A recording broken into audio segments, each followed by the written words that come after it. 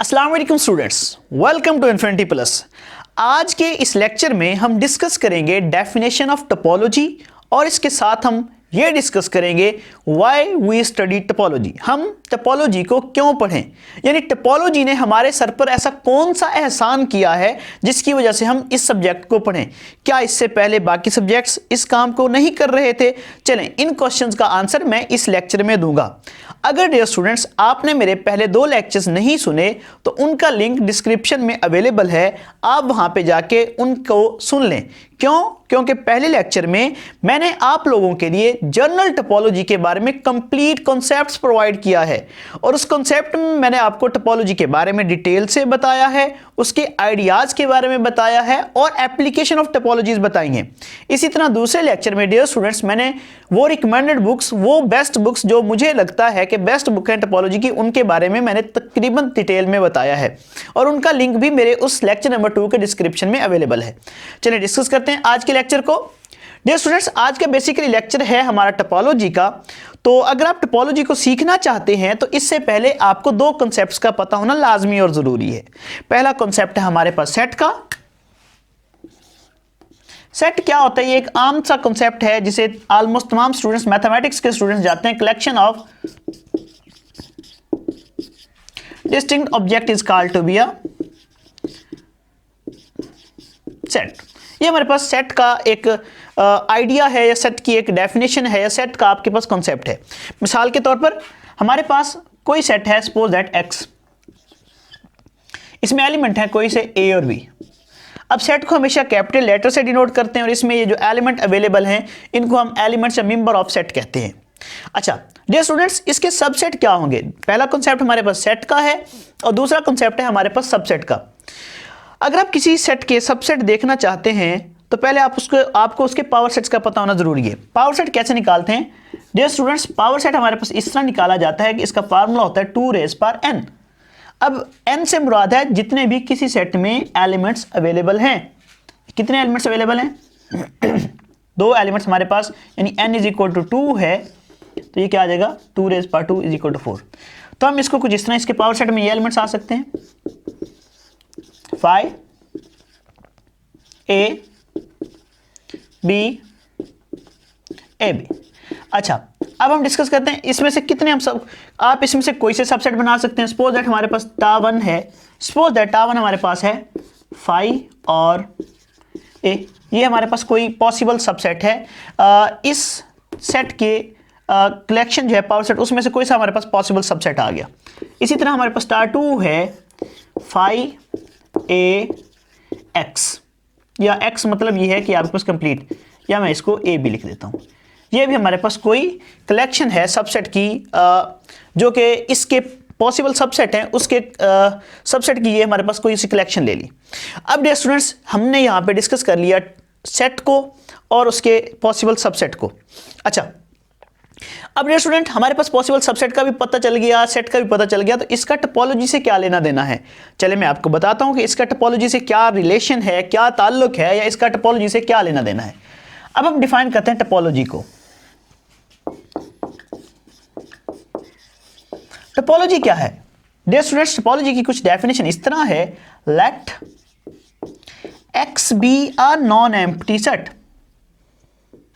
Non empty set.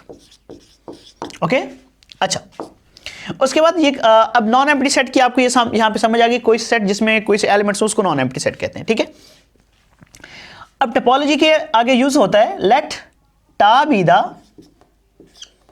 अच्छा हम यहां पे वर्ड टा क्यों यूज कर रहे हैं? ये हमारी अपनी एक अंडरस्टैंडिंग है या हम इस पर इंडिपेंडेंट हैं।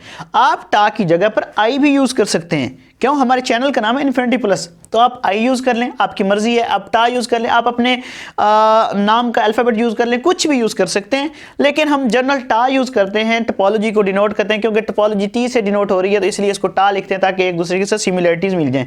बाकी कोई इशू नहीं, आप टा की जगह पे एस लिख दें, आई लिख दें, एच लिख दें, कुछ भी लिख दें, ये आपकी मर्जी है। अच्छा लेट टा be the collection of subset of x। अब सपोज किया हमारे पास x कोई नॉन एम्प्टी सेट है, टा जो है इसके सबसेट की कलेक्शन है। अब यहां पे आप देख सकते हैं कोई सा हमारे पास x सेट था, उसके ये पॉसिबल सबसेट हैं, अब उनकी कोई कलेक्शन ले रहे हैं हम टा। अच्छा, आगे ये है कि देन टा is called topology on x if टा satisfied सम प्रॉपर्टीज, या आप सम एक्सियम्स लिख सकते हैं, वो आपकी मर्जी है। एक्सियम्स, उनमें से पहली प्रॉपर्टी ये है, आपके पास ये जो टा है इसमें एक तो फाई होना चाहिए और दूसरा कंप्लीट सेट बिलोंग करना चाहिए टा में। अच्छा, दूसरी प्रॉपर्टी ये है कि आपके पास टा में जितने भी एलिमेंट्स हैं उनका जो यूनियन है वो भी टा में जाना चाहिए। और तीसरी प्रॉपर्टी ये है कि टा में, यानी कि जो आपने कलेक्शन ली है सबसेट ऑफ एक्स की, उसमें जितने भी एलिमेंट्स हैं अगर आप उनमें से फाइनाइट का जो इंटरसेक्शन लें वो भी अगर टा में जाएगा तो हम कहेंगे कि हमारा जो टा है, टा इज टोपोलॉजी ऑन एक्स। और ये जो इसकी मदद से स्पेस बनती है, टा to X is called topological space. अच्छा जी स्टूडेंट्स, मैं आपके ना यहाँ पे एक कॉन्सेप्ट में या नॉलेज में इजाफा करता चलूँ। इसके अलावा आप इसको यूं भी लिख सकते हैं, अगर आप अंडरस्टैंड हो गई आपको, आप इससे फेमिलियर हो गए, तो आप जस्ट टोपोलॉजी में अकेला एक्स भी लिख सकते हैं, इसमें भी कोई मसला नहीं। अच्छा, जिस सेट पर आप टोपोलॉजी डिफाइन करते हैं वो जो सेट होता है ओरिजिनल सेट, उसको बेसिकली कहा जाता है ग्राउंड सेट। ग्राउंड सेट या इसको कहते हैं अंडरलाइनिंग सेट। दोबारा सुन लें, अगर टा कोई टोपोलॉजी है एक्स पर, if tau is topology on X, then the set X is called underlining set और ground set. Okay dear student, चलें हम यहाँ पे थोड़ा सा एक्सप्लेन कर लेते हैं अपने कॉन्सेप्ट्स को। हमारा कॉन्सेप्ट ये है कि कोई सा हमारे पास नॉन एम्प्टी सेट हो, आप उस नॉन एम्प्टी सेट की जितने भी पॉसिबल सबसेट है वो आपको उनको बना लें या ना बने, कोई इशू नहीं। आपके पास उस नॉन एम्प्टी सेट की कुछ सबसेट का एक कलेक्शन ले लें टा। अगर वो टा कुछ फिक्स प्रॉपर्टीज को होल्ड करेगा तो हम कहेंगे कि वो जो टा है वो टोपोलॉजिकल स्पेस है। मसलन फॉर एग्जांपल मैं पहले यूं कहता हूं, हमने एक एग्जांपल यहां पे ली थी, एक्स हमारे पास है ए बी, उसके पॉसिबल सबसेट हैं A B, phi A B और फाइव की फॉर्म में पॉसिबल सबसेट है। अब हमारे पास कोई टा एक कलेक्शन ली थी हमने फाइव और ए की, और दूसरी कलेक्शन ली थी हमने सबसेट ऑफ एक्स की, फाइव ए और ए बी। अब हम बताना चाहते हैं इनमें कौन सी टोपोलॉजी है और कौन सी नहीं है। अब अगर देखते हैं, हम इसकी बात करते हैं पहले, टा टू की। क्या टा टू टोपोलॉजिकल स्पेस होगा एक्स पर या नहीं, ये हमारा क्वेश्चन है। अगर हम ये शो करना चाहते हैं कि टा टू टोपोलॉजिकल स्पेस है या नहीं, तो हमने ये बेसिकली तीन प्रॉपर्टीज होल्ड करवानी है। अब ये तीन प्रॉपर्टीज में से हम चेक करते हैं कौन कौन सी प्रॉपर्टी होल्ड करते हैं। हम अब पहली प्रॉपर्टी देखते हैं। पहली प्रॉपर्टी हमारे पास फाइव और एक्स है। अगर हम ये शो करना चाहते हैं कि ये जो टा है ये टोपोलॉजी है ऑन एक्स पर, तो हमारे पास लाजमी और ज़रूरी है कि इस टा में ये तीन कंडीशन होल्ड करती हों। चलें हम चेक करते हैं। अब ज़रा देखें, हम अब पहले चेक करेंगे कि क्या आपके पास ये जो टा टू आपने लिया है इसमें फाइव और एक्स है। देख लें, पहली बात फाइव इसमें अवेलेबल है। पहला हमारे पास किसी ना किसी हद तक पॉइंट ठीक हुआ।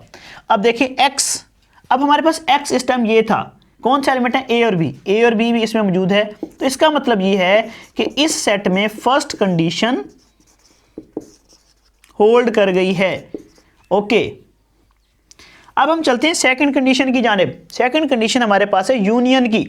डियर स्टूडेंट्स, यूनियन का क्या यहां पे लेना देना है। अब आपने ये करना है कि आपके पास जो टा गिवन है इसमें से किसी भी एलिमेंट, किसी सिंगल एलिमेंट का टू टाइम यूनियन ले लें, या तमाम एलिमेंट का यूनियन ले लें, या दो एलिमेंट्स का यूनियन ले लें, और उसका रिजल्ट भी इसी में जाना चाहिए। चेक करते हैं, फाई यूनियन ए बी, क्या रिजल्ट आएगा dear student? A B. Okay, उसके बाद फाई यूनियन ए ले लें, इसका रिजल्ट क्या आएगा डियर स्टूडेंट्स? ए। और आप ले लें फाई यूनियन ए बी, तो इसका रिजल्ट भी क्या आ गया? A B. तो अब देखें, किसी भी एलिमेंट का यूनियन लें या तमाम एलिमेंट का यूनियन लें, वो इसी सेट में जा रहा है, तो इसका मतलब ये है कि इस सेट पर ये जो टा2 लिया है, इस पर दूसरी कंडीशन भी होल्ड कर गई है।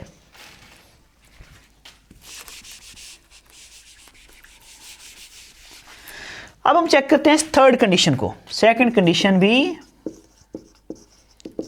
होल्ड कर गई है। चलें अब थर्ड कंडीशन को देखते हैं।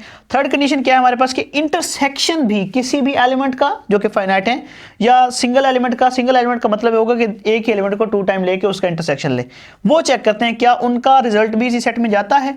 चले देखते हैं, फाई इंटरसेक्शन ए करते हैं, रिजल्ट क्या आएगा? फाई।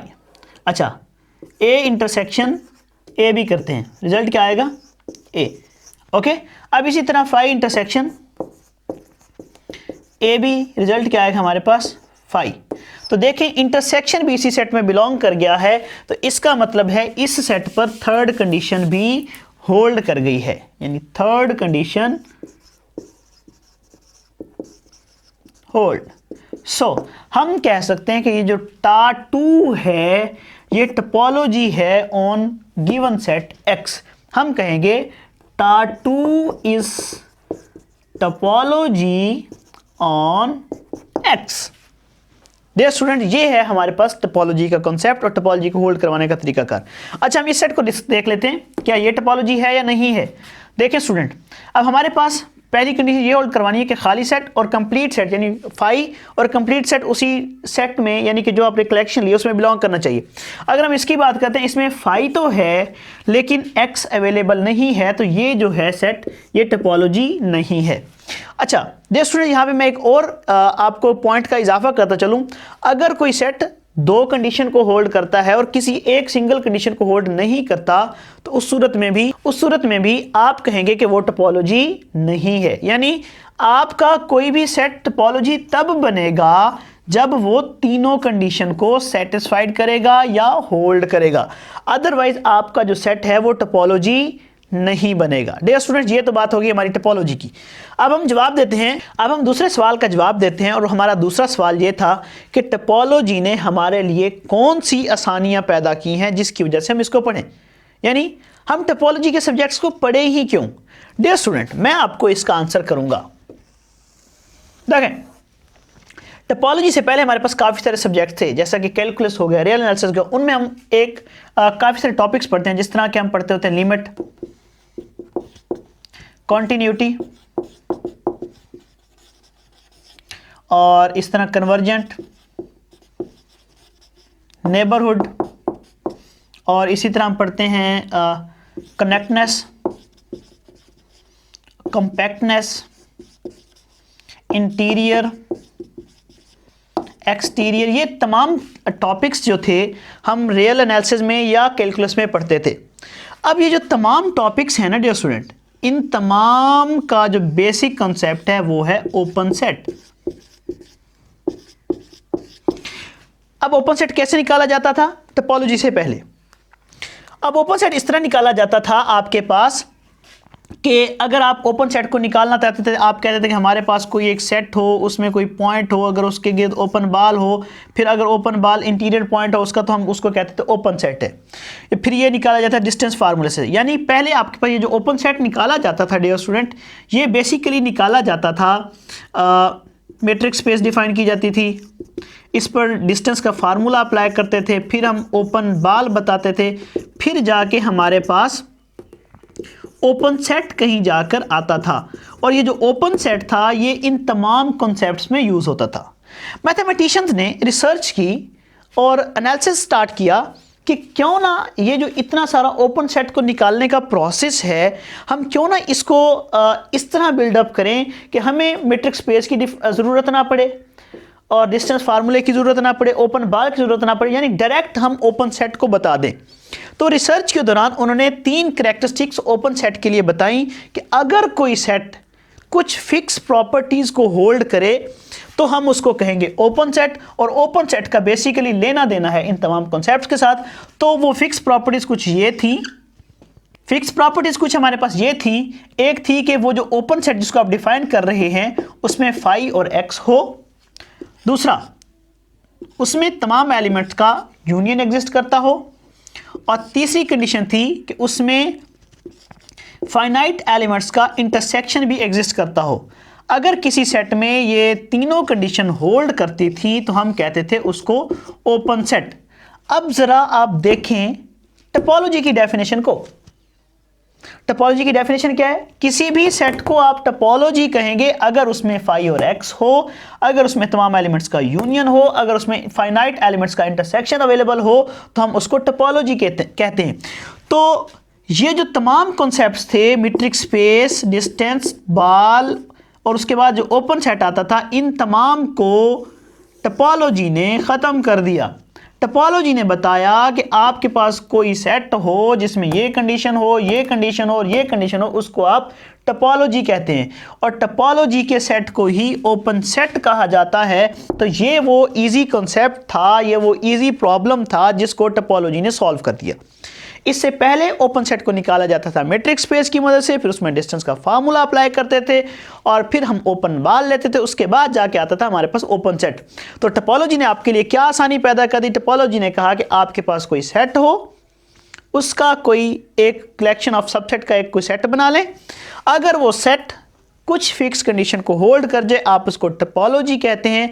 तो यही डेफिनेशन है ओपन सेट की। तो इसका मतलब ये हुआ कि टोपोलॉजी को ही हम क्या कहते हैं? Open set. तो इस टोपोलॉजी ने बेसिकली हमारे लिए रास्ता हमवार कर दिया। आप दूसरे अल्फाज में इसको ओपन सेट भी कहते हैं। अच्छा, याद रखिएगा टोपोलॉजी के एलिमेंट्स को ही ओपन सेट कहा जाता है। सवाल यहाँ पे ये भी आ सकता है कि टोपोलॉजी के एलिमेंट्स को ओपन सेट ही क्यों कहते हैं? और भाई इसका सिंपल सा जवाब ये है कि ओपन सेट होता ही वो है जिसमें ये फिक्स कंडीशन होल्ड करती हैं, और वही फिक्स कंडीशन टोपोलॉजी के लिए होल्ड करते हैं। तो इसलिए टोपोलॉजी के एलिमेंट्स को ही ओपन सेट कहा जाता है।